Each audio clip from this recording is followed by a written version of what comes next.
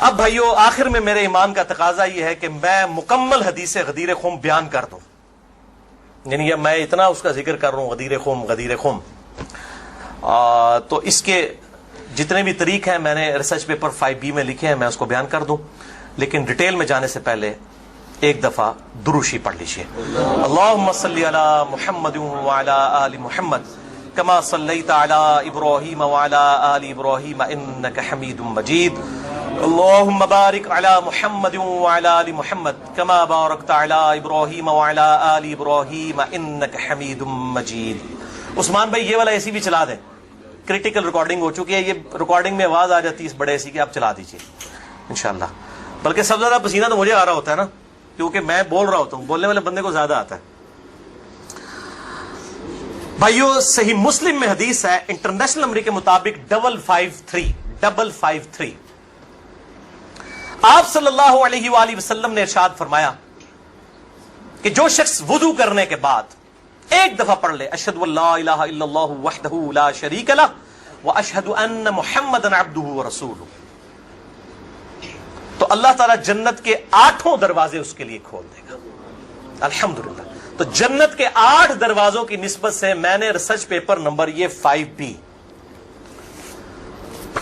واقعہ کربلا کا حقیقی پس منظر 72 صحیح الاسناد حدیث کی روشنی میں، جس میں 150 طریق میں نے اہل سنت کی کتابوں سے جمع کیے ہیں، اس میں 33 نمبر پہ میں نے حدیث غدیر خم کے سارے طریق جمع کر دیے ہیں جو مین تھے، 8 طریق جمع کیے ہیں، اور میں 8 کے 8 یہاں پہ بیان کروں گا، ظاہر تھوڑے تھوڑے الفاظ کے فرق کے ساتھ ہیں، اور پھر انشاءاللہ یہ ہماری گفتگو کنکلوڈ ہو جائے گی انشاءاللہ تعالی۔ 33 نمبر پہ ہے بھائیو غدیر خم کی جو حدیث ہے، اس پہ اہل سنت اور اہل تشیع کا اجماع ہے، یہ حدیث متواتر ہے۔ چند احادیث ہیں جو متواتر ہیں، ان میں سے ایک وہ حدیث ہے جو صحیح مسلم میں پہلی حدیث ہے، بخاری میں موجود ہے، جس نے میری طرف جھوٹی حدیث منسوب کی وہ اپنا مقام دوزخ میں دیکھ لے، بولے اعوذ باللہ تعالی۔ حدیث متواتر وہ حدیث ہے کہ جس کو اتنی کثرت سے لوگوں نے روایت کیا ہو کہ اس کا جھوٹ پہ ہونا محال ہو، یہ صحیح حدیث کی اعلیٰ ترین شکل ہے حدیث متواتر۔ اردو میں ہم متواترہ بول دیتے ہیں، لیکن عربی میں لفظ متواتر ہے۔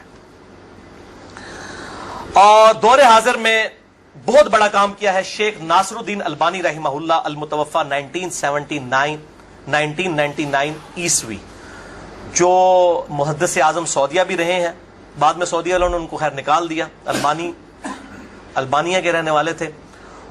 انہوں نے سلسلہ احادیث صحیحہ میں، السلسلۃ الصحیحہ للبانی میں، انٹرنیشنل نمبر کے مطابق 1750 نمبر میں اور 2223 نمبر میں درجنوں طریق، اس کے درجنوں طرق نقل کیے کئی صحابہ سے، سیدنا علی سے، سیدنا سعد بن ابی وقاص سے، سیدنا ابو ایوب انصاری سے، سیدنا انس بن مالک سے، سیدنا ابو ہریرہ سے، سیدنا ابو سعید خدری سے، سیدنا بریدہ سے، سیدنا ابن عباس سے، سیدنا ابو طفیل عامر بن واصلہ سے، سیدنا برا بن عازب سے رضی اللہ عنہم اجمعین وعلیہم السلام، سب سے یہ حدیث انہوں نے نقل کی سارے طریق۔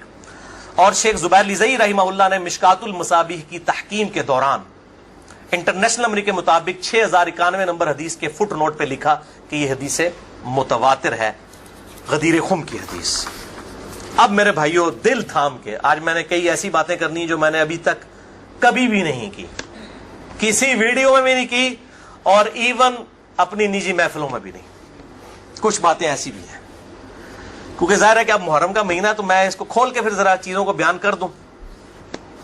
تو یہ 8 طریق میں 1 بائی 1 ڈسکس کروں گا، پہلے 2-3 ذرا ڈیٹیل سے ہیں، پھر ساتھ انشاءاللہ باقی وہی الفاظ ریپیٹ ہوں گے۔ غدیر خم کی حدیث کا پہلا طریق صحیح مسلم میں انٹرنیشنل نمبر کے مطابق 4 طرق ہیں اس کے، 6225 سے لے کر 6228 تک، سیدنا علی کے فضائل والے چیپٹر میں۔ اس کا جو پہلا طریق ہے، طرق کہتے ہیں جمع کو، طریق کہتے ہیں ایک، یعنی جو روایت کی سند چل رہی ہوتی ہے اس کو ہم کہتے ہیں اس طریقے سے آئی ہے، اس وے سے آئی ہے، اس چین سے آئی ہے۔ پہلی چین صحیح مسلم 6225 سیدنا زید ابن ارقم سے، جو سابقون الاولون تھے، انہی کا وہ دار ارقم تھا جس میں نبی صلی اللہ علیہ وسلم دعوت حق بیان کیا کرتے تھے۔ ظاہر کعبۃ اللہ میں تو وہ لوگ نہیں جانے دیتے تھے، جس طرح ہمیں آج علماء مسجدوں میں نہیں گھسنے دیتے، تو ہم نے بھی یہ دار ارقم سجایا ہوا ایک، تو زید ابن ارقم رضی اللہ تعالی عنہ علیہ السلام روایت کرتے ہیں، ان کے پاس کچھ تابعین آئے، صحیح مسلم 6225۔ انہوں نے کہا زید آپ کتنے خوش نصیب ہیں، شروع میں آپ نے اسلام قبول کر لیا، نبی صلی اللہ علیہ وسلم کے ساتھ آپ نے نمازیں پڑھی، آپ کے ساتھ جہاد کیا، آپ صلی اللہ علیہ وسلم سے ڈائریکٹ حدیثیں سنی، آپ کی صحبت کی، آپ تو بہت خوش نصیب ہیں۔ ہم آپ کے پاس صرف اس لیے آئے ہیں کہ آپ ہمیں کوئی ایسی بات سنائیں جو خود آپ صلی اللہ علیہ وسلم سے آپ نے سنی ہو۔ تو زید ابن ارقم نے کہا کہ میں بہت بوڑھا ہو چکا ہوں، ساری باتیں تو مجھے یاد نہیں ہیں، اس لیے میری معذرت قبول کرو، البتہ ایک کریٹیکل بات مجھے یاد ہے کہ آپ صلی اللہ علیہ وسلم جب حجۃ الوداع سے واپس آ رہے تھے اپنی وفات سے تقریباً 3 مہینے پہلے، تو مکے اور مدینے کے درمیان ایک خم نامی جگہ تھی، پانی کے لیے پڑاؤ کیا غدیر خم پہ، اور یہ بات ہے 18 ذوالحجہ 10 ہجری کی، اور 11 ہجری میں آپ صلی اللہ علیہ وسلم کی وفات ہو گئی ربیع الاول میں، تاریخ کنفرم نہیں لیکن دن سوموار تھا، صحیح بخاری میں آتا ہے۔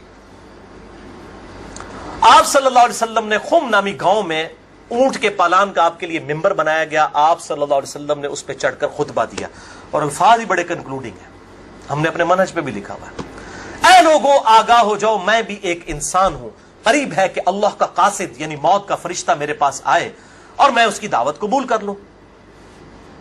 لوگوں آگاہ ہو جاؤ، میں اپنے بعد تم میں 2 بھاری چیزیں چھوڑ کر جا رہا ہوں، یہ ہے حدیث ثقلین۔ ان میں سے پہلی چیز اللہ کی کتاب ہے، اس میں ہدایت ہے، اس میں نور ہے، تم اللہ کی کتاب کو پکڑو، اپنا تعلق اس کتاب کے ساتھ مضبوط کرو، اللہ کی کتاب اللہ کی رسی ہے، جو اس کو پکڑے گا ہدایت پر ہوگا، جو چھوڑ دے گا گمراہ ہو جائے گا۔ پھر زید ابن ارقم کہتے ہیں آپ صلی اللہ علیہ وسلم ترغیب دلاتے رہے، اللہ کی کتاب، اللہ کی کتاب، اللہ کی کتاب، لیکن امت نے چھوڑ دی کتاب۔ اور پھر آپ صلی اللہ علیہ وسلم نے فرمایا دوسری بھاری چیز میرے اہل بیت ہیں، میں اپنے اہل بیت کے معاملے میں تمہیں اللہ سے ڈراتا ہوں، میں اپنے اہل بیت کے معاملے میں تمہیں اللہ سے ڈراتا ہوں، میں اپنے اہل بیت کے معاملے میں تمہیں اللہ کا خوف دلاتا ہوں۔ اچھا، اب ظاہر ہے اس زمانے میں بھی لوگ موجود تھے، لوگوں کے کان کھڑے ہو گئے، حضرت معاویہ بن ابی سفیان رضی اللہ تعالیٰ عنہ کا دور تھا، تابعین نے سیدھا سوال ہی عجیب و غریب کر دیا، انہوں نے کہا زید یہ حضور کی بیویاں اہل بیت نہیں ہیں؟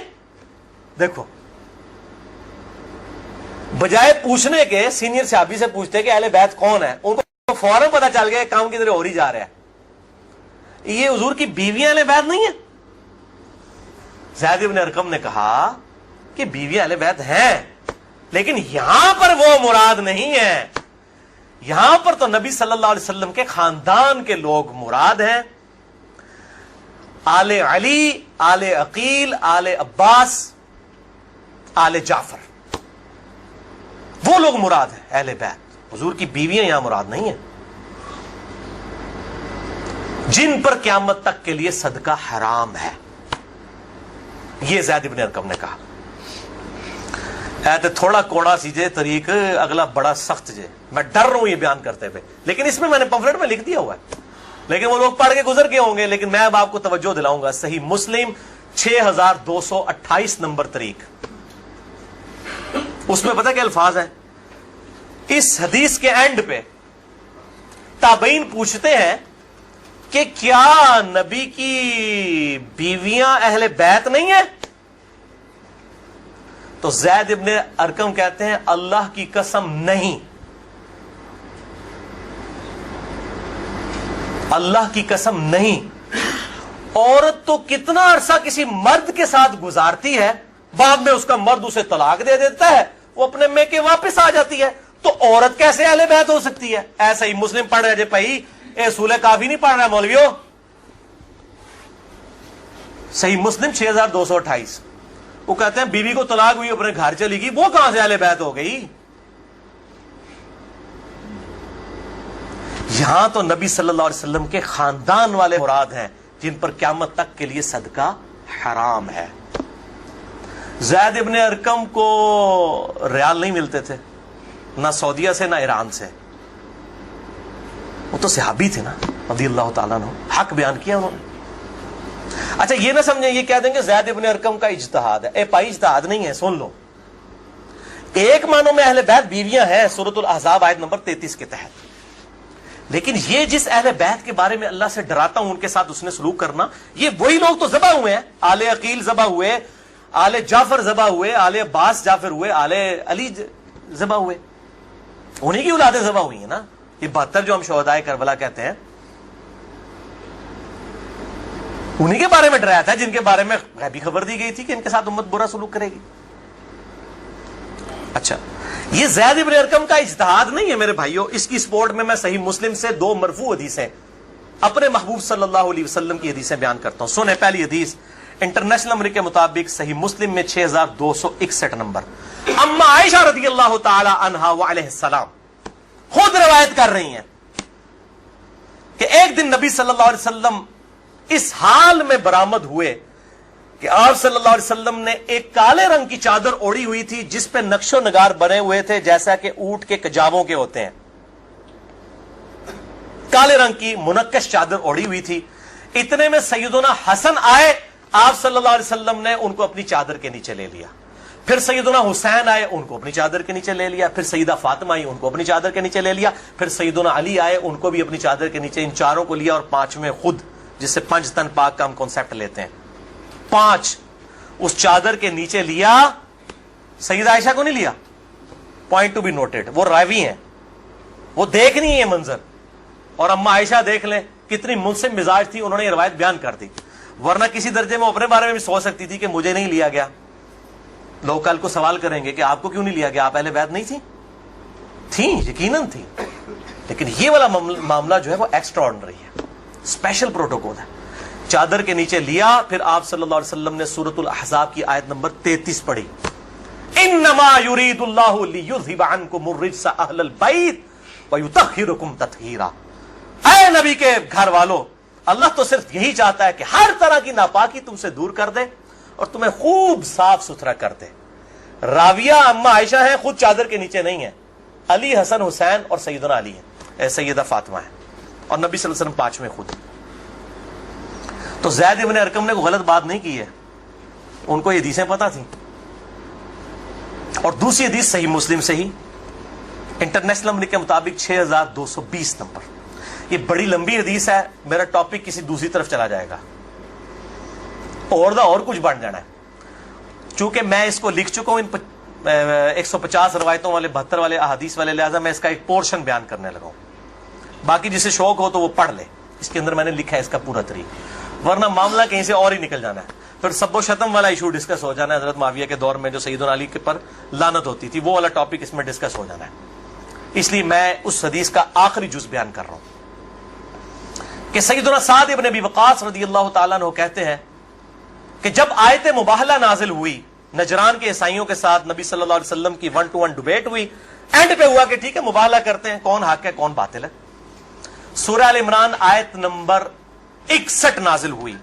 فَقُلْ تَعَالَوْا نَدْعُوا أَبْنَاءَنَا وَأَبْنَاءَكُمْ وَأَنفُسَنَا وَأَنفُسَكُمْ وَنِسَاءَنَا وَنِسَاءَكُمْ وَأَنفُسَنَا وَأَنفُسَكُمْ. کہ نبی صلی اللہ علیہ وسلم کو کہا گیا کہ ان کو کہو اپنے بیٹوں کو لے آؤ، ہم بھی اپنے بیٹوں کو لے آتے ہیں. تم بھی اپنی عورتوں کو لے آؤ، ہم بھی اپنی عورتوں کو لے آتے ہیں. تم خود بھی آ جاؤ، ہم خود بھی آ جاتے ہیں. پھر اللہ کے حضور اوپن میدان میں دعا کرتے ہیں، جھوٹے پہ اللہ کی لعنت. اس کو مباہلہ کہتے ہیں. لیکن نہیں آئے. سعد ابن ابی وقاص کہتے ہیں کہ نبی صلی اللہ علیہ وسلم، قرآن میں کیا حکم آیا تھا؟ اپنے بیٹوں کو لے کر آؤ. تو کس کو لے کے آئے؟ سیدنا حسن، سیدنا حسین، سیدنا علی. اور ساتھ کیا تھا؟ اپنی عورتوں کو لے کر آؤ. نبی صلی اللہ علیہ وسلم کی عورت کون تھی؟ سیدہ عائشہ، سیدہ حفصہ، باقی امہات المومنین. لیکن ان کو نہیں لائے، سیدہ فاطمہ کو لے کر آئے. Point to be noted. نازمیوں کے لیے پکی. اگر آپ کو کہے اپنے گھر کی عورتوں کو لے آؤ تو سب سے پہلے بیوی لائی جاتی ہے. آیت مباہلہ میں بیوی نہیں آئی، سیدہ فاطمہ آئی ہیں. اگلی گلا آپ سمجھ جاؤ بھائی زید ابن ارقم نے کیوں کہا. صحیح مسلم 6228 کہ بیوی تو خاوند کے ساتھ کافی عرصہ گزارتی ہے، جب طلاق ہو جائے تو وہ اپنے میکے واپس چلی. حالانکہ نبی صلی اللہ علیہ وسلم نے کسی کو نہیں دی طلاق، لیکن اتنی ننگی بات اس لیے ان کو کرنی پڑی، اتنی سخت بات، تاکہ حق کھل کے بیان ہو. اور نبی صلی اللہ علیہ وسلم نے بھی آپ دیکھ لیں قرآن میں حکم تھا عورتوں کو لے کر آؤ، بیویاں نہیں لے کے آئے. सईदा फातिमा को साथ लेके आए। यहां से भी 5 तन पाक वाला कॉन्सेप्ट, ये पाक वाला वो मासूमियत वाला अकीदे की मैं बात नहीं कर रहा, अहले सुन्नत का जो अकीदा है, मनहज है, उसकी बात कर रहा हूं। लिहाजा सैयदना ज़ैद इब्न अरकम रज़ियल्लाहु ताला अन्हु की तशरीह बिल्कुल दुरुस्त है। तीसरा तरीक, इमाम इब्न अबी आसिम की किताब अस-सुन्ना 1158 नंबर हदीस है। सैयदना अली रज़ियल्लाहु ताला अन्हु खुद रावी हैं कि गदीर खुम पे आप सल्लल्लाहु अलैहि वसल्लम ने सहाबा को जमा करके कहा कि ए मेरे सहाबा, क्या तुम अल्लाह को रब मानते हो, मुझे अपना पैगंबर मानते हो? साहब ने कहा भला या रसूलल्लाह, क्यों नहीं। फिर कहा क्या तुम अल्लाह और उसके रसूल को सब लोगों से बढ़कर महबूब समझते हो? उन्होंने कहा क्यों नहीं। फिर आप सल्लल्लाहु अलैहि वसल्लम ने फरमाया कि फिर अगर तुम मुझे और अल्लाह को महबूब रखते हो, फिर फरमाया मन कुन्तु मौलाहु फहादा अलीयुन मौलाहु, फिर जिसका मौला मैं, उसका मौला अली। जिगरी यार, मौला का मतलब जिगरी यार, जिसने सूरह अत-तहरीम की आयत नंबर 4 में आया इन्नल्लाह हुवा मौलाहु व जिब्रीलु व सालिहुल मुमिनीन, अल्लाह के नबी का मौला है जिब्रील, फरिश्ते और तमाम साले मोमिनीन मौला है। नबी से सल्लम उनके मौला है, वो उनके दिली महबूब है। हम अपने मौलवियों को भी मौलाना कह रहे होते हैं ना, दिली महबूब मुश्किल कुछ आगे माना नहीं होता, दिली महबूब, जिगरी यार, बेस्ट फ्रेंड। अच्छा, चौथा तरीक सुनन निसाई अल कुबरा में इंटरनेशनल नंबर के मुताबिक 8478 सैयदना अबू तुफैल आमिर बिन वासिला रज़ियल्लाहु ताला अन्हु, ये वो सहाबी हैं जो सबसे आखिर में फौत हुए हैं 110 हिजरी में, नबी सल्लल्लाहु अलैहि वसल्लम की वफात के बाद 100 साल तक जिंदा रहे हैं। ये अबू तुफैल आमिर बिन वासिला जंगे जमल सिफीन नहरवान में सैयदना अली के साथ रहे हैं। किधर 37 हिजरी में जाके जंगे जमल सिफीन हो रही है और किधर 110 हिजरी में ये फौत हुए हैं। और इनकी हदीसें नबी सल्लल्लाहु अलैहि वसल्लम से भी रवायत हैं और सैयदना अली से भी इन्होंने कई हदीसें रवायत की हैं। वो कहते हैं कि खुले मैदान में सैयदना अली रज़ियल्लाहु ताला अन्हु ने, ये सिफीन का ही मौका था, पब्लिक को जमा किया, अपने मानने वालों को जो साथ थे, शियाने अली, शिया का मतलब है ग्रोह के बंदे। तो फिर उनसे वो हदीस बयान की कि जरा मुझे बताओ ना कि तुम लोगों ने नबी सल्लल्लाहु अलैहि वसल्लम से ये हदीस सुनी थी, तो कई लोग गवाही के लिए खड़े हो गए। फिर वो पूरी हदीस बयान की जो आप सल्लल्लाहु अलैहि वसल्लम फरमाया अन्नबिय्यु औला बिल मुमिनीन मिन अनफुसिहिम, नबी सल्लल्लाहु अलैहि वसल्लम मोमिनीन की जानों पर उनकी जानों से बढ़कर हक रखते हैं और नबी की बीवियां उम्मत की माएँ हैं। इस आयत के तहत ए सहाबा इकराम, ए मेरे उम्मतियों, क्या तुम मुझे सबसे बढ़कर महबूब रखते हो? सबने कहा भला या रसूलल्लाह। फिर आप सल्लल्लाहु अलैहि वसल्लम ने मौला अली का हाथ पकड़ा, यूं बुलंद किया सहाबा में और कहा मन कुन्तु मौलाहु फहादा अलीयुन मौलाहु, फिर जिसका जिगरी यार मैं, उसका जिगरी यार अली भी होने चाहिए, हाथ पकड़कर। अच्छा, अबू तुफैल आमिर बिन वासिला कहते हैं ये हदीस जब मैंने सैयदना अली से सुनी तो मैं हिल गया। मेरे दिल में कलक था कि नबी सल्लल्लाहु अलैहि वसल्लम ने इतनी बड़ी बात की हजरत अली के बारे में और सहाबा इकराम ने, रिज़वान ने गवाही दी। इसमें आगे अल्फाज ये मौजूद हैं कि इसमें ही अल्फाज मौजूद है कि आप सल्लल्लाहु अलैहि वसल्लम ने इसी हालत में कहा ए अल्लाह, जो अली से मोहब्बत रखे उससे मोहब्बत रख, जो अली से दुश्मनी रखे उससे तू भी दुश्मनी रख। ये बहुत बड़ी बात है।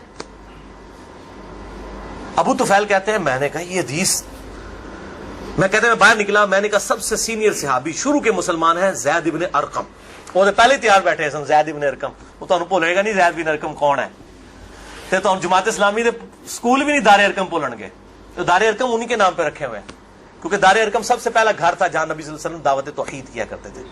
ज़ैद इब्न अरकम के पास गए, उनका ज़ैद आप तो साबिकून और अव्वलून में से हैं, मुझे बताएं हजरत अली ने यह हदीस बयान की है और इतने लोगों ने गवाही दी है। उन्होंने कहा तू क्या बात करता है, मैंने तो खुद नबी सल्लल्लाहु अलैहि वसल्लम से यह हदीस सुनी हुई है, मन कुन्तु मौलाहु फहादा अलीयुन मौलाहु, और ए अल्लाह उससे मोहब्बत रख, जो अली से मोहब्बत रखे उससे दुश्मनी रख, जो अली से दुश्मनी रखे। ये वो हिस्सा है जिसका इब्न तैमिया ने इनकार किया मिनहाजुस सुन्ना में। फिर शेख अलबानी ने फिर सफ़ों के सफ़े काले किए हैं कि इब्न तैमिया में जल्दबाजी की आदत थी और मुबालगा आराई थी। सिलसिला अहदीस सहिया 2223 नंबर हदीस के कॉन्टेक्स्ट में शेख अलबानी ने सख्त गिरफ्त की है। अच्छा, पांचवा तरीक सही मुस्लिम में 3713 है, जामिया तिरमिज़ी में 3713। पांचवा तरीक मन कुन्तु मौलाहु फहादा अलीयुन मौलाहु, ज़ैद इब्न अरकम से जाबिर बिन अब्दुल्लाह से रज़ियल्लाहु ताला अन्हुमा। छठा तरीक मुस्नद अहमद में है इंटरनेशनल नंबर के मुताबिक 19321 जिल्द 4 सफ़ा 370 पर। کہ سیدنا علی نے جب پوچھا گواہی دو گے اس حدیث کی غدیر خم کی، تو 30 صحابہ وہاں پر کھڑے ہوئے، اور باقی پوری حدیث وہی ہے سنن نسائی الکبریٰ والی کہ اے اللہ اس سے محبت رکھ جو علی سے محبت رکھے، اس سے دشمنی رکھ جو علی سے دشمنی رکھے۔ تو ہمیں تو بڑا فخر ہے، ہم تو علی سے نہ صرف محبت رکھتے ہیں، علی کے دشمنوں کو للکار رہے ہیں، الحمدللہ۔ تو اللہ تعالیٰ اسی عمل کے سبب، اس عمل کا وسیلہ اللہ کے حضور پیش کرتے ہیں کہ اللہ تعالیٰ ہمیں محبوب رکھے، آمین۔ بھائی یہ غدیر خم پہ آپ صلی اللہ علیہ وسلم نے خطبہ کیوں دیا؟ اس کی میں نے حکمت کئی لیکچرز میں بیان کی، یہاں پہ بھی بیان کر دوں۔ یہ آپ خطبہ حجۃ الوداع پہ بھی دے سکتے تھے، وہ روایتیں ضعیف ہیں۔ غدیر خم اس موقع پر پہنچ کر سب لوگ عرب کے جا چکے تھے سوائے اہل شام کے اور اہل مدینہ کے، اور اہل شام صفین میں سیدنا علی کے خلاف کھڑے ہوئے، اور اہل مدینہ میں جو کچھ لوگ تھے انہوں نے اہل مدینہ کے ساتھ زیادتی کی، کچھ ان کے ساتھ زیادتیاں ہوئی۔ اہل مدینہ اور اہل شام کو اصل میں ڈرایا گیا، کیونکہ واقعہ ہرہ میں اہل مدینہ کے ساتھ ظلم کیا یزید نے، اور صفین میں جو ہے وہ حضرت معاویہ جو فوج لے کے آئے وہ شامیوں کی تھی۔ اس لیے نبی صلی اللہ علیہ وسلم نے حضرت علی کے بارے میں یہ کرٹیکل حدیث وہاں پر بیان کی تاکہ شامیوں کو اور اہل مدینہ کو ڈر سنا دیا جائے۔ یہ اس کی ٹیکنیکل ریزن تھی، یہ کوئی خلافت والا معاملہ نہیں تھا۔ وہ تو بخاری اور مسلم کی متفق علیہ حدیث ہے، صحیح بخاری میں 4460 نمبر حدیث ہے۔ سیدنا طلحہ نے جب پوچھا عبداللہ ابن ابی اوفا سے کہ بتائیے کیا نبی صلی اللہ علیہ وسلم نے اپنا وصی کسی کو منایا؟ انہوں نے کہا کسی کو نہیں منایا، آپ نے ہمیں قرآن پر چلے رہنے کی وصیت کی تھی۔ یہ جو وصی رسول والا ایشو ہے یہ اجماع صحابہ ہے، میں نے پورا لیکچر ریکارڈ کروا دیا ہے، مسئلہ نمبر 55B، وصی رسول کون ہے اور حدیث قرطاس کا تحقیقی جائزہ۔ وصی رسول نہ سیدنا ابو بکر ہے نہ سیدنا علی ہے، بلکہ قرآن حکیم ہے۔ سیدنا ابو بکر کی جو خلافت اسٹیبلش ہوئی وہ اجماع صحابہ تھا رضی اللہ عنہم اجمعین وعلیہم السلام۔ یہ سارے طریق میں جتنے بیان کر رہا ہوں نا یہ آپ کو مل جائیں گے سلسلہ احادیث صحیحہ میں 1750 نمبر شیخ البانی کے اور 2223 میں۔ سیکنڈ لاسٹ ترک 7واں المستدرک للحاکم میں انٹرنیشنل نمبر کے مطابق 4711 زید ابن ارقم سے۔ یہ بڑے خطرناک الفاظ ہیں۔ زید ابن ارقم،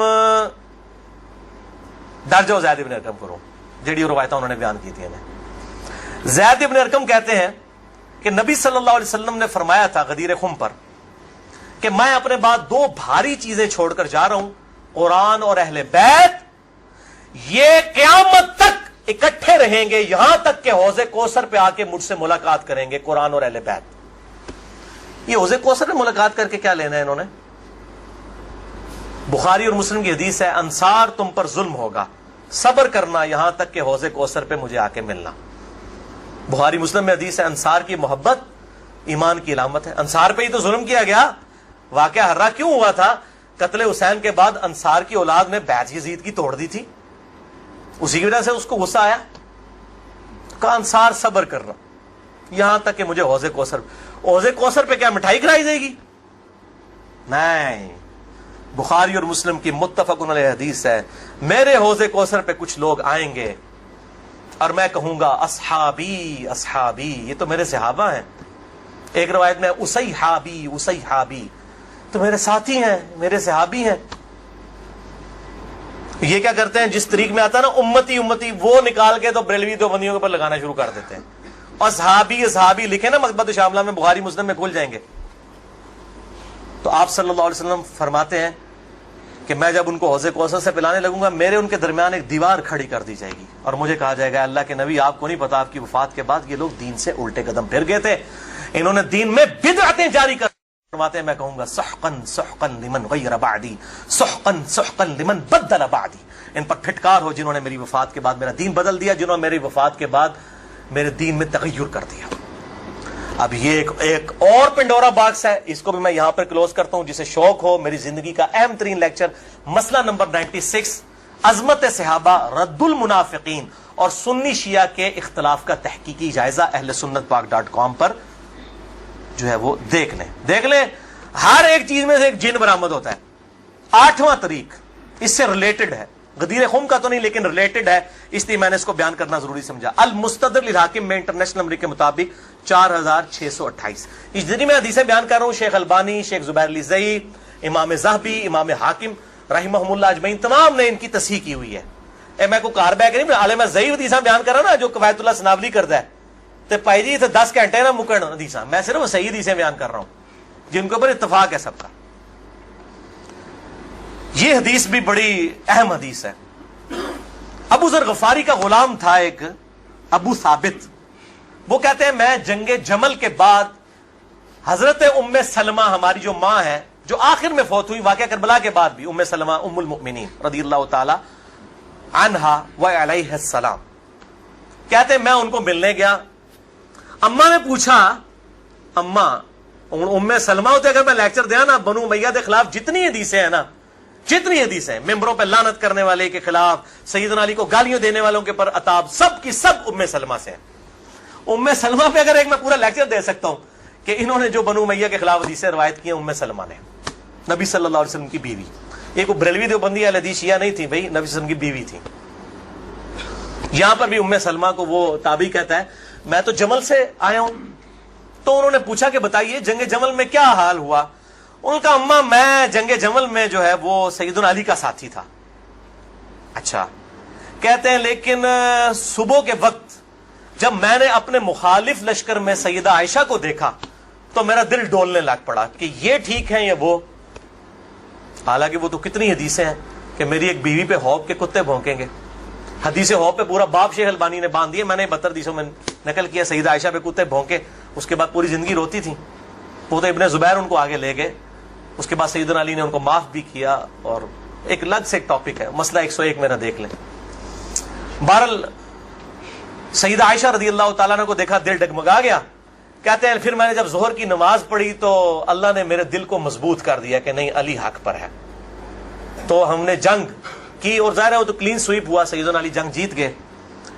تو ام سلمہ نے پتہ کیا کہا؟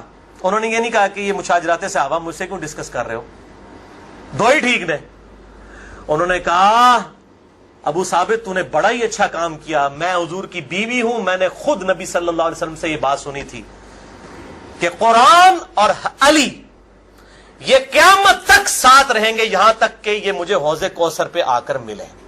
اس سے مراد ہی کہ حضرت علی زندہ رہیں گے، مراد یہ ہے کہ علی کا جو سٹانس ہے اور قرآن یہ ساتھ ہیں، دونوں علی اور قرآن ساتھ رہیں گے یہاں تک کہ حوض کوثر پہ آ کے مجھے ملے۔ اوتھے نازمیاں دی لگے گی پھینٹی، حوض کوثر تے تم ملن گے تو پھر یہی کچھ ہوئے گا نا، سحقن سحقن لمن غیر بعدی، وہاں پہ یہ ہوگا۔ اچھا، تو یہ الحمدللہ سارے طریق مکمل ہوئے۔ آخر میں 3 حدیثیں بیان کر کے اس کو کنکلوڈ کرتا ہوں۔ المستدرک الحاکم میں صحیح سند کے ساتھ 4717 نمبر حدیث ہے، ایک طریق شیخ البانی شیخ زبیر علی زئی دونوں نے صحیح کہا، امام حاکم امام ذابی نے موافقت کی کہ آپ صلی اللہ علیہ وسلم نے فرمایا اللہ کی قسم ہم اہل بیت کے ساتھ جو بغض رکھے گا اللہ تعالیٰ اسے ضرور دوزخ میں داخل کرے گا۔ کہتے ہیں یزید کا معاملہ اللہ پہ چھوڑیں، امام ذہبی نے لکھا ہے کہ سب سے بڑا ناسبی یزید تھا، اللہ پہ چھوڑیں، بغض نہیں تھا، جو ممبروں پر لعنت کرواتے تھے بغض نہیں تھا، یہ پتہ نہیں کیڑی ایکویشن ہے، تو جھوٹا دفاع کرتے ہیں بنو امیہ کا۔ اور اسی کا طریق ہے 4712 نمبر اور سلسلہ احادیث صحیحہ میں 2488 شیخ البانی لے کر آئے ہیں، یہ بہت خطرناک ہے۔ آپ صلی اللہ علیہ وسلم فرمایا اگر کوئی شخص پوری زندگی حجر اسود اور مقام ابراہیم کے درمیان نمازیں پڑھتا رہے اور روزانہ روزہ رکھے اور اس حال میں مرے کہ اس کے دل میں بغض اہل بیت ہے، اللہ کی قسم ضرور دوزخ میں ڈال دیا جائے گا۔ وہ تو اڈیاں روائی دانا کس کام دیا نے بھائی، تو اڈیاں پکڑیاں کس کام دیا نے؟ اگر بغض اہل بیت ہے، باڑ میں گیا سعودیہ کا پیسہ، باڑ میں گیا ایران کا پیسہ، اپنی آخرت کی فکر کرو کہ نا خوش کر دے پو تسی اللہ دے بندے ہو، ایا کرو۔ دوسری حدیث امیر المؤمنین سیدنا ابو بکر الصدیق رضی اللہ تعالیٰ عنہ علیہ السلام کا قول، صحیح بخاری میں حضرت حسین والے چیپٹر میں ہے، نبی صلی اللہ علیہ وسلم کی بیویوں والے چیپٹر میں نہیں ہے۔ امام بخاری نو پتا سی کہ اہل بیت کون ہے، اسپیشل اہل بیت کون ہے اور یوزول اہل بیت کون ہے۔ امام بخاری حضرت حسین والے چیپٹر میں اس کو لے کے ہیں 3751 سیدنا ابو بکر صدیق رضی اللہ تعالیٰ عنہ علیہ السلام کہتے ہیں کہ محمد صلی اللہ علیہ وسلم کی محبت کو اہل بیت کی محبت میں تلاش کرو۔ یہ ابو بکر صدیق کا فتویٰ ہے، رفع دین میں تلاش نہ کرو، محمد صلی اللہ علیہ وسلم کی محبت کو اہل بیت کی محبت میں تلاش کرو، اور اہل بیت کو حضرت حسین والے چیپٹر میں لے کے آئے 3751. اور آخری حدیث صحیح مسلم میں وہ ریپیٹ کر لیں 240 نمبر کتاب الایمان میں. سیدنا علی کہتے ہیں اس اللہ کی قسم کہ جس نے دانے کو پھاڑ کر اس میں سے اناج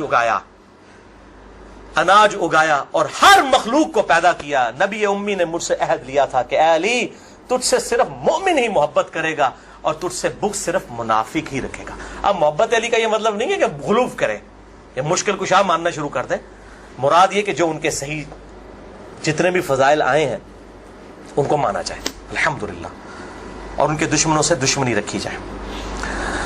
یہ بھائیو اب آج کی گفتگو کنکلوڈ ہوئی. میں آخر میں پھر وہی کہوں گا کہ یہ میرا جو ریسرچ پیپر ہے 5B واقعہ کربلا کا حقیقی پس منظر 72 صحیح الاسناد حدیث کی روشنی میں، اسے ضرور پڑھیں. اہل سنت پاک.com سے research paper number 5B download کریں. میں اپنی گفتگو کا اختتام کروں گا امام محمد بن ادریس الشافعی المتوفى 204 ہجری کے اس مشہور شہر پر جو ان کے دیوان الشافعی میں چھپا ہوا ہے. کسی مولوی کی سند کی ضرورت نہیں، ان کی اپنی کتاب ہے دیوان الشافعی. اور تمام محدثین چاہے ابن تیمیہ ہوں، امام ذہبی ہوں، ابن کثیر ہوں، سب نے اپنی کتابوں میں اس شعر کو نقل کیا ہے. چونکہ میرے پہ بھی فتویٰ لگنا ہے تو میں بتاؤں کہ میں کوئی اکیلا نہیں ہوں. ہمارے بزرگوں پہ ان کے بزرگوں نے فتوے لگائے ہیں. امام شافعی سے بڑا کوئی اہل سنت کا امام نہیں ہے. احمد بن حنبل ان کا شاگرد ہے، اور احمد بن حنبل صرف حدیث میں ایکسپرٹ ہے. امام شافعی وہ ہیں جو حدیث میں ایکسپرٹ، فقہ میں ایکسپرٹ، منطق میں ایکسپرٹ. ان سے بڑا کوئی امام نہیں اہل سنت کا. اور امام بخاری ان کے پوتا شاگرد، امام ترمذی ان کے پڑپوتا شاگرد، اور خود امام مالک رحمہ اللہ وعلیہ السلام کے شاگرد ہیں. دیوان الشافعی میں ان کا شعر ہے ان کان رفضا حب آل محمد صلی اللہ علیہ وآلہ وسلم. اگر آل محمد کی محبت کا نام تم کہتے ہو رافضی ہونا ہے، شیعہ بھی نہیں رافضی، فلیشہد الثقلان انی رافضی. تو جنوں انس گواہ ہو جاؤ، اے بریلویو دیوبندیو اہل حدیث شیعہ سب کے سب، چاہے جنوں میں ہو چاہے انسانوں میں ہو، من الجنت والناس، وہ والا بھی من الجنت والناس، گواہ ہو جاؤ. فلیشہد الثقلان انی رافضی، ہاں میں پھر رافضی ہوں، میرے رافضی ہونے پر گواہ ہو جاؤ. یہ امام شافعی کا جو ہے شعر ہے. اس پہ میں نے گفتگو کنکلوڈ کی. باقی آپ اس میں دیکھیں. اللہ تعالیٰ سے دعا ہے جو حق بات میں نے کہی اللہ تعالیٰ ہمارے دلوں میں راسخ فرمائے. اگر جس بات میں میرے منہ سے کوئی بات نکل گئی تو اللہ تعالیٰ ہمارے دلوں سے محو کر دے. اللہ تعالیٰ ہمیں کتاب و سنت کی تعلیمات پر عمل کر کے دوسرے بھائیوں تک پہنچانے کی توفیق عطا فرمائے. سبحانک اللہم و بحمدک اشہد ان لا الہ الا انت استغفرک و اتوب الیک وما علینا الا البلاغ المبین. درود شریف ایک دفعہ ضرور پڑھیں. اللہم صلی علی محمد وعلی آل محمد کما صلیت علی ابراہیم وعلی آل ابراہیم انک حمید مجید. اللہم بارک علی محمد وعلی آل محمد کما بارکت علی ابراہیم وعلی آل ابراہیم فی العالمین انک حمید مجید. جتنے بھائی آئے ہیں ریسرچ پیپرز بھی لے کے جائیں، اور جنہوں نے سوال کرنے ہیں 10 منٹ کے بعد میرے پاس آئیے گا، کیونکہ میں ظاہر ہے اتنی گفتگو کر کے پھر جو ہے وہ تھک جاتا ہوں. جزاک اللہ خیرہ، جزاکم اللہ خیرہ، وما علینا الا البلاغ المبین. ٹھیک ہے، اسے بند کر دیجیے.